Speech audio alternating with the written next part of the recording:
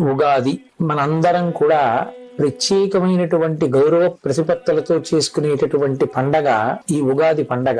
ఈ ఉగాదికే యుగాది అని ఒక పేరుంది. అంటే అసలు కలియుగ ప్రారంభం ఇవాల్టి రోజునే జరిగింది అని. భాషాపరంగా రాష్ట్రపరంగా వేరు వేరు ఉగాదులు ఉన్నప్పటికీ తెలుగు భాషకి మాట్లాడేటటువంటి వాళ్ళందరూ కూడా ఈ చైత్ర శుద్ధ పాడ్యమి నాడే ఉగాది పండగ చేసుకుంటారు.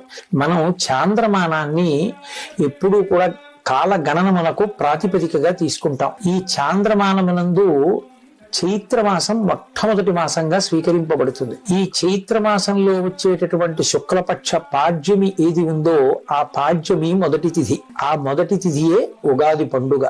ఈ ఉగాది పండుగ ఎలా నిర్వహించుకోవాలి అన్నదాన్ని శాస్త్రాలు స్పష్టంగా చెప్పాయి. ఉగాది పండగ నాడు మాత్రం ఏ కారణం చేత కూడా బ్రహ్మ ముహూర్తానికి